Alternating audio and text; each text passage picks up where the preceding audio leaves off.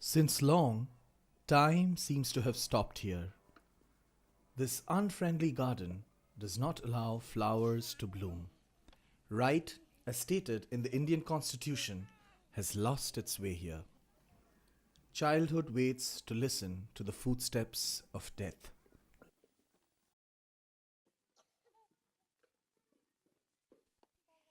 This brick kiln is situated in the state of West Bengal in India. Irrespective of the location, in front of the camera's lenses, these faces do not change. You could have never imagined that having food twice a day for a third world poor could actually be a luxury. Food is actually comparable to diamonds here. The hunger cannot be met with just a very limited yield occasionally.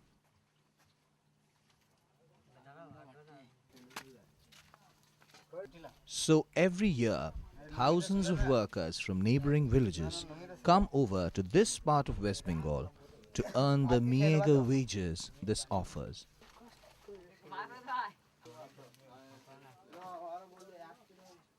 What do they have to do to earn a bit more in these months? An inhuman job, considering the climate and the pay package. Yes, they make bricks manually. They cut out soil, carry it on wheelbarrows, blend it to make it ideal for brick making. They must make sure that they bring out the brand name through the brick mold properly.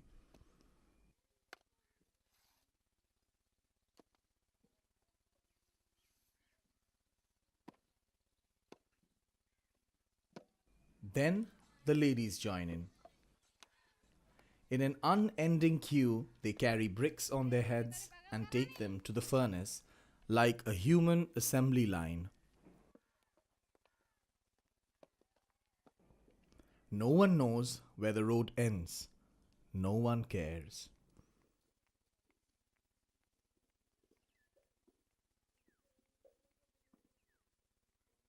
Even this elderly woman is not sitting idle. She is taking count of the bricks. The rate is fixed on the basis of the number of bricks one carries.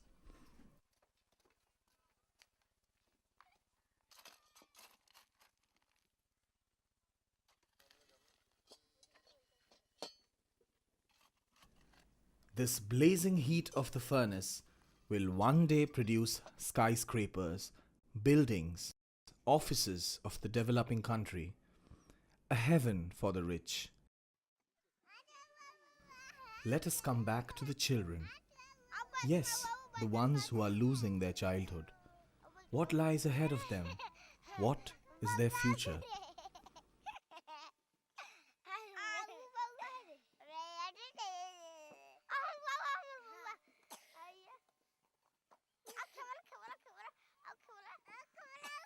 These innocent minds are supposed to accompany their parents to these different brick fields. Some of them are coming on their feet, some on the laps, and some of them in the womb of their mother. According to Article 21A of the Indian Constitution, ensures compulsory primary education, which, in this case, translates to the number of bricks on the wall.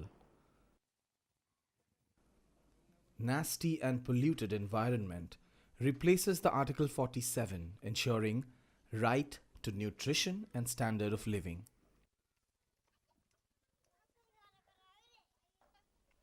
Early childhood care must be something totally alien to them. They will lie if they say they do.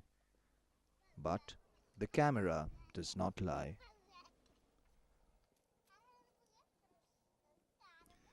Article 24 forbids a child to be employed for any hazardous employment after 14 years, or Article 39E forbears a child cannot be employed to any task beyond their capacity for any economic necessity. That's not what we see here.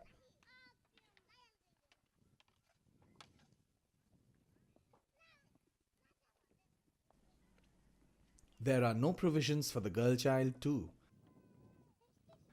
And she is as helpless as can be. She doesn't know if the camera is following her, or is it her fate?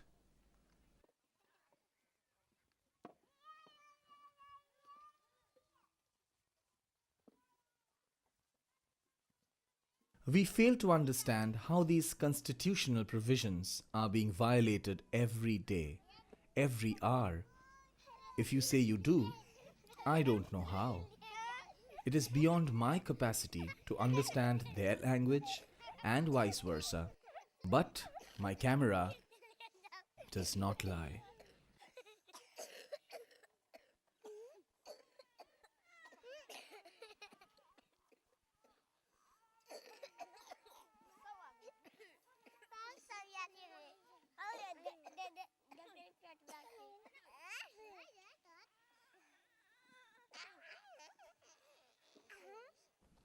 They invent their own games from this raging and lifeless world.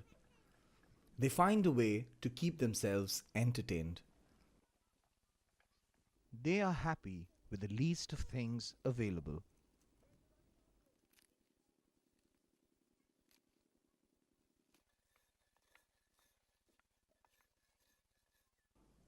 The real education during childhood is the art of copying or imitating. So, what do they see around them now?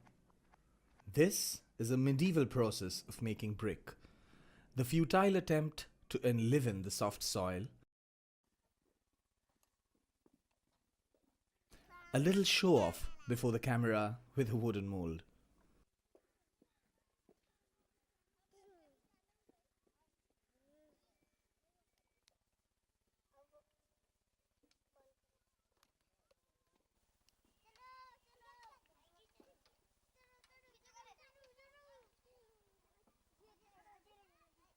The fun with life on the debris of burnt bricks, the imageries of the little mines rebounds again and again on the walls made of bricks, and they try to find solace in nothingness.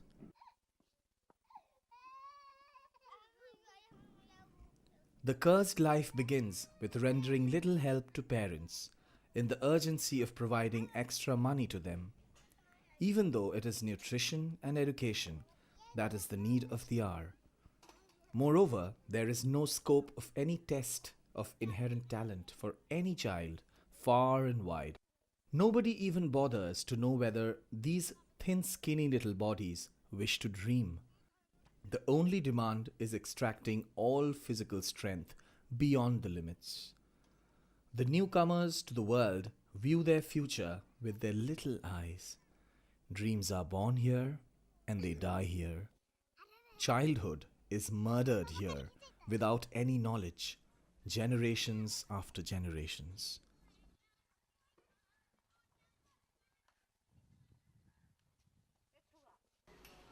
The owners of these brick fields do not even want to talk. The buyers of the bricks, the real estate developer, have no time to think over these children.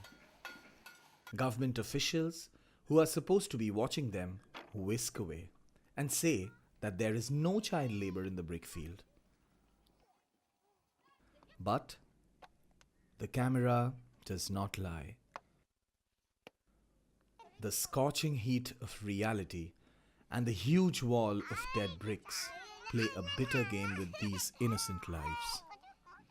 Who are responsible for the fate of these unfortunate children? Is it some individuals, institutions, or is it horrible poverty, fate, or unequal social system? Or is it we who turn a blind eye to anything that doesn't help us directly?